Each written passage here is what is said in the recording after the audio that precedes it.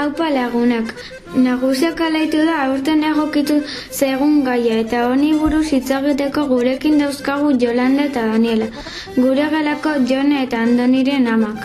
Biek adindu jendearekin egiten dute lan, beraz, nagusiak ondo ezagutzen dituzten bi emakumeekin egingo dugu solas.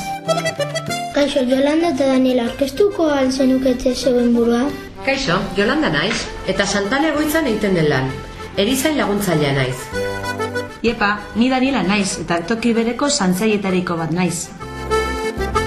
Zenbat aitona amona bizi dira egoitzan? 80 lagun gutxi gora bera, menpekotasun ezberdinak dituztenak, beraz, behar ezberdinak dituztenak. Eta pertsona guztiak aliko eta ondoen zaintzeko zenbat langile zarete? 74 langile gara txanda ezberdinetan banaturik.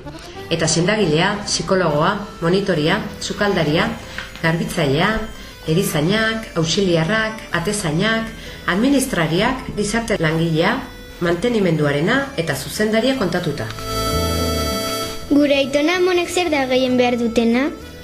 Nire ustez, bai residentzi batean daudenak, bai euren etxeetan daudenak, gehien behar dutena zera da. Gure maitasuna sentitzea, errespetuz tratatua direla sentitzea, eta baztertuta edo ikusezinak ez bihurraraztea. Eta zer da gehien gustatzen zaiena?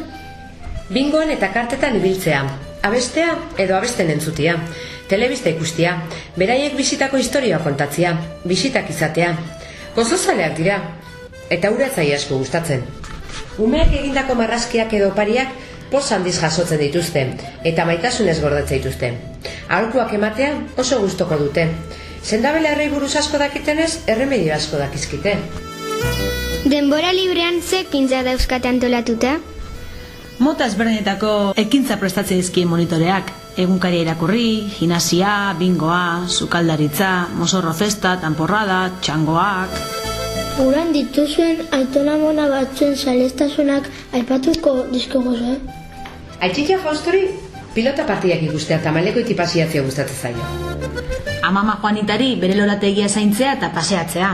Aitona Manolori arrantzara joatea, perretxikoa biltzea, lagunekin kartetan jolastea. Amama Gregoriri jostia, sukaldian aritzea eta eskulanak itia. Gogorra alda horrelako toki batean lan egitea? Bai, baina asko ikasten da beraiengandik. Batez ere senitartekoekin egotea eta disfrutatzea ze garrantzitsua den. Beno, hemendik aurrera beraientzat eta beraiekin egingo itzazkegun ekintzak antolatu beharko ditugu. Mila esker Jolanda eta Daniela, zuen laguntzagatik. Orain gure txanda da.